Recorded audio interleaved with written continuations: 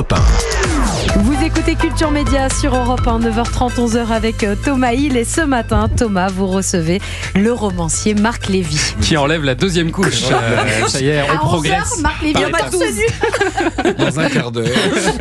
Marc Lévy, romancier et meilleur ami des libraires grâce à ses nombreux best-sellers. C'est peut-être pour ça que votre dernier roman a pour personnage principal un libraire. Il s'appelle Mitch, ce libraire, et il va entrer en résistance contre une nouvelle loi qui s'instaure dans son pays et qui interdit la vente d'une liste de 1400 livres au nom de la morale, c'est ça ? Oui, enfin, pour plein de raisons.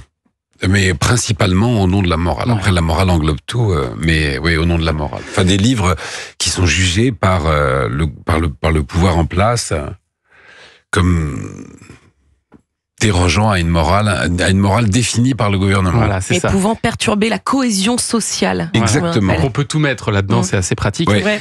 Et d'ailleurs, vous ne situez pas précisément où et quand se passe cette histoire, Marc Lévy. J'imagine que c'est volontaire. Oui, c'était parce que c'est vraiment une comédie. Enfin, je voulais faire une dystopie joyeuse. Je trouve que le Paris. Oui, il y a de ça, effectivement. Et j'aime beaucoup les films de Wes Anderson. J'aime beaucoup ce côté décalé.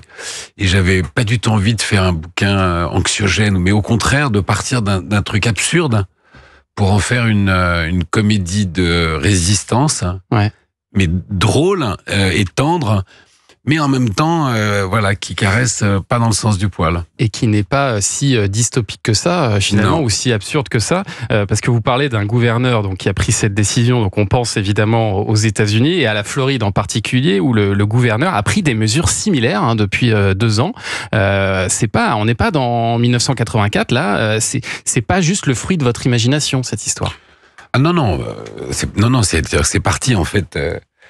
en Floride, et puis ensuite après ça a fait des petits dans déjà une dizaine d'États américains, parce qu'on est à peu près maintenant à 4000 livres. Les autorités ont estimé qu'il y avait un certain nombre de livres que les moins de 18 ans ne devaient pas lire.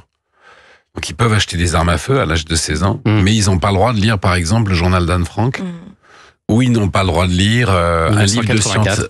Voilà, mais même George Orwell. Alors la censure, elle est très caractérise, enfin elle est très ciblée. Donc pas de livres sur le genre, pas de livres sur la race. Tous les livres d'histoire qui parlent du racisme aux États-Unis sont interdits aux moins de 18 ans. Et Harper Lee aussi, ne tirez pas sur l'oiseau moqueur. Voilà, et puis Steinbeck, et puis l'œuvre de Toni Morrison, et puis etc. Et par exemple dans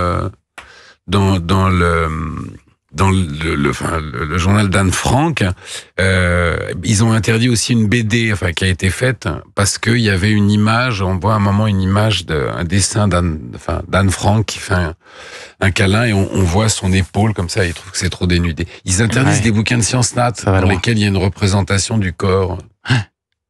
Et alors, ce que vous écrivez dans votre livre, c'est que les gens, ils ont accepté que cette loi soit appliquée. Quelques livres interdits, ça paraît pas si grave, sauf que c'est souvent une première étape vers une dérive autoritaire. C'est ça ce qui est sous-jacent. C'est comme ça que l'autoritarisme s'installe, c'est que finalement les gens sont dans leur quotidien et écoutez, c'est dément d'imaginer que on est revenu 50 ans en arrière.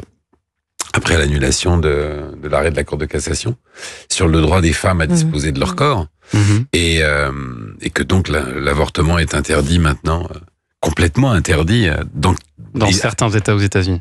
Dans un grand nombre d'États aux États-Unis, vous avez déjà des conséquences tragiques comme celles de femmes qui meurent sur des parkings d'hôpitaux parce qu'elles arrivent avec un problème de grossesse extra-utérine ou un problème d'hémorragie, et les chirurgiens ne veulent pas les opérer tant que leurs vies ne sont pas en danger, parce qu'ils pourraient aller en prison eux-mêmes, parce que s'ils interrompent la grossesse même pour une cause d'urgence, tant que l'urgence vitale n'est pas déclarée, ils auraient pratiqué un avortement.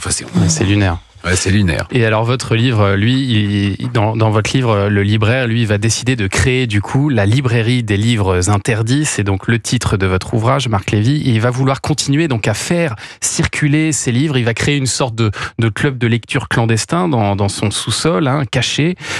Sauf que ça va lui coûter très très cher. C'est un livre en fait sur le pouvoir des livres. Vous dites même que les livres sont la dernière citadelle de résistance. C'est comme ça que vous le voyez vraiment aujourd'hui, Marc Lévy ? Je sais pas si c'est la dernière, mais je crois vraiment En fait, pourquoi est-ce que j'ai eu envie d'écrire une comédie et de faire rire avec ça parce que en fait, quand cette loi est arrivée quand cette loi a été votée, la question qui m'a interpellé, c'est de me dire, mais pourquoi est-ce que le gouverneur de Floride a plus peur des bouquins que des armes à feu? C'est hyper bon. Moi, je crois que quand on a peur de quelque chose, on donne un pouvoir à cette chose. Et donc, je me suis interrogé. Or, moi, je le connais, le pouvoir des livres. Tous les lecteurs le connaissent, le pouvoir des livres. Et les livres, ils ont un pouvoir absolument magique. Et je trouve dont on parle pas assez parce que je crois que si on expliquait plus, par exemple aux jeunes, ce qu'ils peuvent trouver, ce qu'ils peuvent découvrir dans un livre, ils trouveraient peut-être que lire est beaucoup plus sexy qu'il n'y paraît. Et ce pouvoir des livres, c'est justement le pouvoir de nous rassurer, c'est le pouvoir de reculer nos peurs, c'est le pouvoir de faire en sorte qu'à à certains moments de nos vies, on se sent moins seul. On se reconnaît soi-même dans un livre. On reconnaît. Pourquoi est-ce que, par exemple, les pouvoirs conservateurs veulent absolument supprimer tous les livres qui traitent de la question du sexe et la question du genre? C'est parce que quand on est différent de la masse, on reconnaît sa propre différence dans un personnage de roman et en même temps, il y a rien de plus rassurant. Vous voyez, je veux dire que c'est et ce pouvoir des livres, il est absolument magique. Ce libraire Mitch, il en est conscient. Et donc, il va effectivement créer une espèce de tripot, une salle clandestine dans les sous-sols où il réunit des étudiants et ils échangent sur ce pouvoir des livres.